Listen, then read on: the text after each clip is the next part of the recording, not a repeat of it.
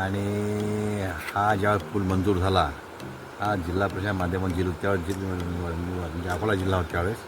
आणि त्या जिल्हा परिषद मंजूर झाल्यानंतर आणि तो बोगसमध्ये एका ठेकेदाराने केला आणि बोगस ते फेल पडल्यामुळे आणि मग आमची फार मोठी खराब अवस्था होती. आम्ही इथून गाडी बैलांना माल आला की एकदम 1.5 किलो पैदल जाऊन, आणि हा पूल मग विजयराव जाधव आमदार साहेब होते, त्यांचा महासंपर्क असल्यामुळे मी त्यांना हमेशा सांगायचा की साहेब माझ्या गावचा निकट म्हणजे जीव लक्ष घाला. तर त्यांनी ते हा पूल मंजूर करून मुंबईहून आणून त्यांनी हा चांगल्या प्रकारे केला आणि तेहीपासून आमच्या गावची दळणवळणाची व्यवस्था